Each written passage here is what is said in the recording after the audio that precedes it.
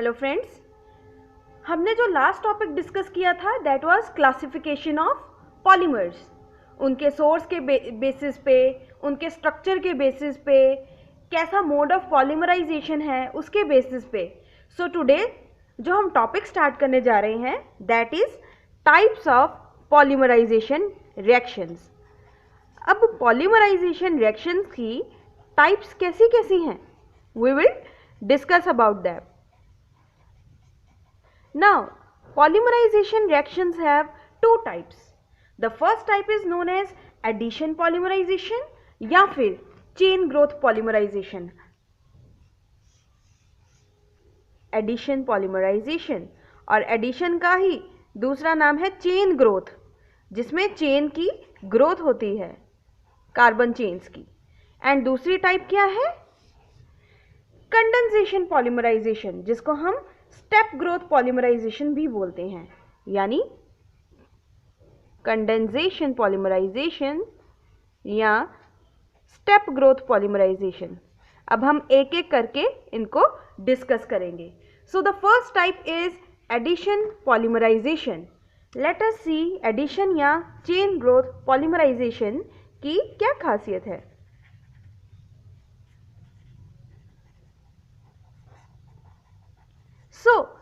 ऐसी polymerisation reaction में क्या है, हमने पहले भी एडिशन पॉलीमर्स देखे जिनके पास डबल या ट्रिपल बॉन्ड होता है। इसकी सबसे ज़बरदस्त एग्जांपल देखी जाए तो इथीन मोनोमर से पॉलीथीन बनना is one of the best examples for studying the addition या chain growth polymerisation.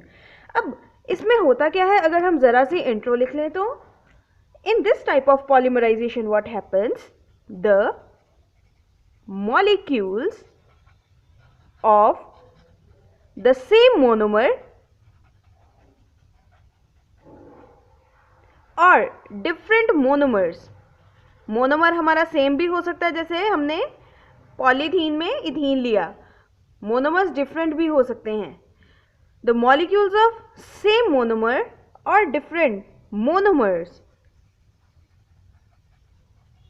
Add together, एक दूसरे के साथ एडअप होते रहते हैं ऑन अ लार्ज स्केल।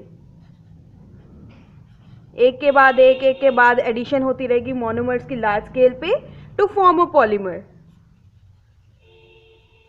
और क्या बना देंगे, वो एक पॉलीमर जनरेट कर देंगे जैसे कि पॉलीथीन।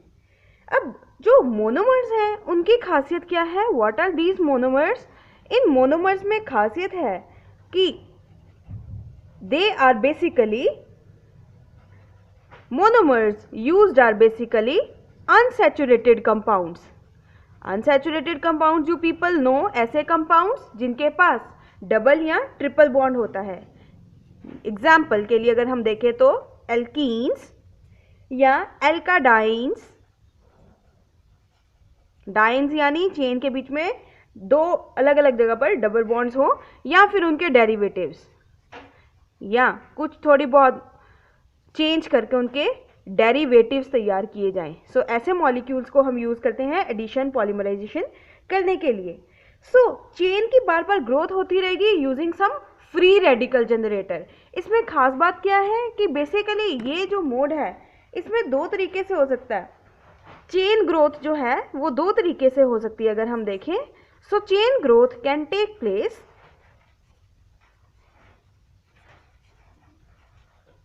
ईदर थ्रू, दो तरीके से चेन ग्रोथ होगी। फर्स्ट किस तरह से हो सकती है, किसी भी फ्री रेडिकल फॉर्मेशन से, यानी formation of free radical. I hope you people are aware about free radicals. Second is ionic species, formation of ionic species. अगर नहीं हो आप फेमिलियर फ्री रेडिकल से तो I let you know after some time when we will study formation of ionic species. free radical generation में जो best method है what is that? that is हम कोई इनिशिएटर ले लेते हैं, जैसे कि सपोज हमने क्या ले लिया, कोई भी पेरोक्साइड इनिशिएटर ले लिया। हम इसकी मैकेनिज्म स्टार्ट करते हैं। सबसे पहले किसका मैकेनिज्म करेंगे? Formation of free radical. अब थोड़ा सा चलो आइडिया ले लेते हैं फ्री रेडिकल का, कि सपोज कीजिए कोई भी मॉलिक्यूल है ए बी, हमने बोला था इसकी होमोलिटिक, होमो यानी सेम, लाइसिस यानी ब्रेकेज। अगर ये बॉन्ड में दो इलेक्ट्रॉन्स है, एक एक चले जाएंगे तो क्या होगा? एक इलेक्ट्रॉन इसके पास आ जाएगा, दूसरा इलेक्ट्रॉन इसके पास। ये जो रिजल्टिंग स्पीशीज फॉर्म हुई है, दीज आर फ्री रेडिकल्स। सबसे पहला स्टेप जो है चेन इनिशिएटिंग स्टेप। इनिशिएशन का मीनिंग क्या होता है? स्टार्ट करना किसी चीज को। चेन इनिशिएशन स्टेप क्या होगा? Formation of free radical mechanism में कि हम कोई भी इनिशिएटर ले लेंगे। क्या होगा वो इनिशिएटर? क्या होगा? कोई भी पेरोक्साइड इनिशिएटर हम ले सकते हैं इस पॉलीमराइजेशन को स्टार्ट करने के लिए। तो बेसिकली क्या होगा? इथीन की पॉलीमराइजेशन, पॉलीथीन बनाने के लिए हम क्या करेंगे? थोड़े मिक्सचर इथीन के लेके उसमें हम थोड़ा सा बेंजोइल पेरोक्साइड इनिशिएटर डाल देंगे। What is benzoyl peroxide initiator? See this is C6H5 which is phenyl. जब हम इसके साथ C डबल बॉन्ड O लगा देते हैं, दिस इज बेंजोइल ग्रुप। यानी इधर देखिए जरा, दिस इज बेंजीन रिंग। अगर बेंजीन रिंग के एक H को हटा के उसकी जगह C डबल बॉन्ड O लगा देती हूं, ये फ्री बॉन्ड, यहां पे कुछ भी लग सकता है। This thing is called benzoyl. Okay, peroxide का मीनिंग क्या है? जब कोई भी ऑक्सीजन दूसरी ऑक्सीजन के साथ हो और 2 नेगेटिव चार्ज हो, यानी इसको हम O2 नेगेटिव भी बोलते हैं। 2 ऑक्सीजन एटम्स और एक एटम के ऊपर नेगेटिव चार्ज। ये नेगेटिव चार्ज अगर इधर किसी चीज के साथ बॉन्ड बना लेगा, ये negative charge as a bond यहां आ जाएगा, तो वो क्या बन जाएगा? Like this. This molecule is known as benzoyl peroxide. C6H5 CO OO CO C6H5। This is called benzoyl peroxide. हम क्या करेंगे? This is BenZoyl, benzoyl peroxide. हम क्या करेंगे? इथीन के मिक्सचर में हम बेंजोइल पेरोक्साइड डाल देंगे। बेंजोइल पेरोक्साइड करेगा क्या? See, it is a very reactive species, OO single bond. क्या होगा? This species will go a homolytic cleavage at OO single bond in the chain initiation step. What will happen? This bond, one electron will go to this oxygen and other electron will go to this oxygen. हम क्या करेंगे? Oxygen oxygen single bond का homolytic cleavage देखेंगे कैसे हो रहा है। It will generate C6H5 CO and O radical. लेकिन कितने होंगे जनरेट? ये मॉलिक्यूल्स कितने जनरेट होंगे? 2 सेम आइडेंटिकल मॉलिक्यूल। अगर हम देखेंगे कि यहाँ से बॉन्ड क्लीवेज हो रही है, 2 such molecules will be obtained. 2 benzoyl radicals will be obtained. 2 C6H5 COO radical will be obtained. अब अगर हम ध्यान से देखें तो जो ये वाला ऑक्सीजन है, इसके पास एक इलेक्ट्रॉन है। ये बॉन्ड में 2 इलेक्ट्रॉन्स हैं। एक इलेक्ट्रॉन अगर इसको दे दिया जाए और एक इलेक्ट्रॉन अगर इस कार्बन को दे दिया जाए, तो व्हाट विल हैपन? C6H5, ये इलेक्ट्रॉन इसके पास आ गया है, C डबल बॉन्ड O, एक इलेक्ट्रॉन ऑक्सीजन के पास पहले ही था, तो एक इलेक्ट्रॉन इस कार्बन ने ये इस बॉन्ड से ले लिया। ये कार्बन डाइऑक्साइड बना के क्या हो जाएगा?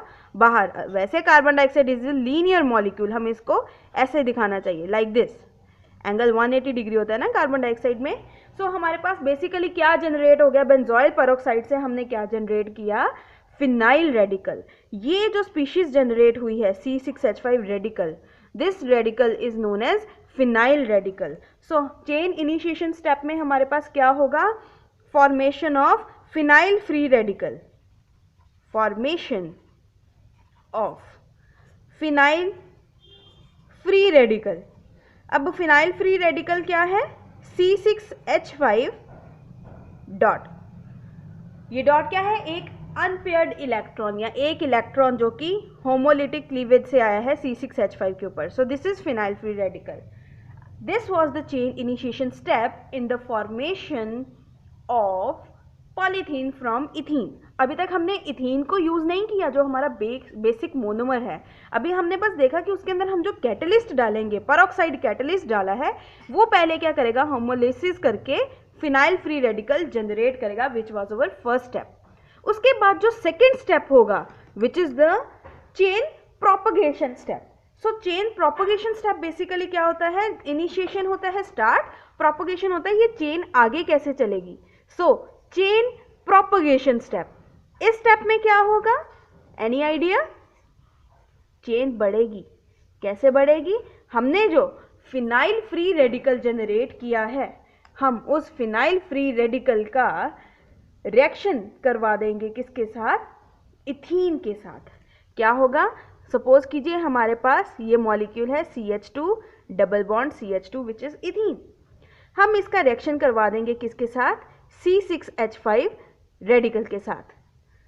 तो क्या होगा, इस इथीन मॉलिक्यूल में भी कार्बन कार्बन बॉन्ड जो है डबल बॉन्ड, उसमें से एक बॉन्ड क्या करेगा, होमोलिसिस कर लेगा, होमोलिटिक क्लीवेज हो जाएगी बॉन्ड की। तो क्या बनेगा, C6H5, एक इलेक्ट्रॉन यहाँ, ये CH2 है, एक इलेक्ट्रॉन यहाँ इस बॉन्ड का, दूसरा इलेक्ट्रॉन इस CH2 के पास यहाँ पे। तो हमने देखा एक C6H5 CH2 और CH2 रेडिकल स्पीशीज जनरेट हो गई। नाउ व्हाट विल हैपन, ये जो हमने C6H5 CH2 CH2 radical species generate की है, इसका हम आगे फर्दर रिएक्शन करवा देंगे इथीन मॉलिक्यूल के साथ। Let us see how C6H5 CH2 radical is added to one ethene molecule again. हमारे पास n number of ethene molecules हैं। सो फर्स्ट मॉलिक्यूल हमने कोई रैंडम कंसीडर किया और उसका रिएक्शन कराया फिनाइल फ्री रेडिकल के साथ। उसके बाद जो हमारे पास रिजल्टिंग स्पीशीज जनरेट हुई C6H5 CH2 रेडिकल, उसका हमने रिएक्शन करवा दिया इथीन मॉलिक्यूल के साथ। जब हमने उसको इथीन के साथ रिएक्ट करवाया, सो व्हाट हैपेंड कि हमें रिजल्टिंग स्पीशीज क्या जनरेट होगी, C अगेन होमोलाइसिस हो जाएगा, तो we will get C6H5 CH2 इसके पास एक इलेक्ट्रॉन था, ये बॉन्ड का एक इलेक्ट्रॉन इस कार्बन के पास आया, इसके साथ बॉन्ड बना लेगा वो like this, CH2 and CH2 radical.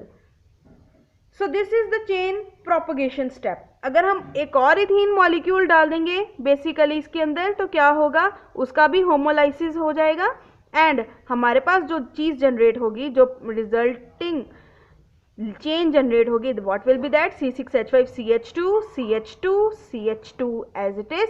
अब ये जो CH2 रेडिकल था, यहाँ एक इलेक्ट्रॉन लेगा, होमोलिसिस होगा तो एक इलेक्ट्रॉन यहाँ आ जाएगा, एक इलेक्ट्रॉन यहाँ, एक यहाँ, फिर दोबारा से बॉन्ड, ये बॉन्ड, लास्ट जो CH2 है उसके साथ एक इलेक्ट्रॉन यहाँ रह जाएगा।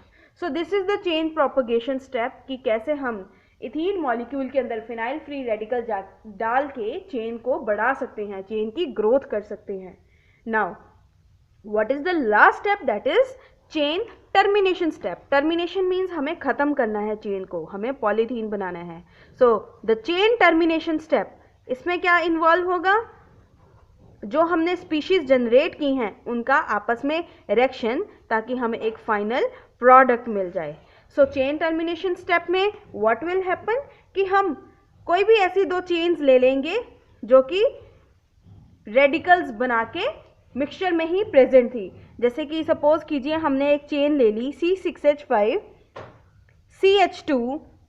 CH2 हमने n मॉलिक्यूल्स देखी, ये CH2 यूनिट्स रिपीट कर रही हैं, तो हम किसी भी एक यूनिट को क्या ले लेते हैं, n ले लेते हैं। सपोज कीजिए हमने n यूनिट्स जनरेट कर ली, तो हम ये n यूनिट्स ले लेंगे CH2 मॉलिक्यूल्स की, और लास्ट CH2, देखिए हमारे पास ये CH2 n टाइम्स है, वो लिख के हमने क्या किया, लास्ट एक CH2 और CH2 रेडिकल जनरेट कर लिया।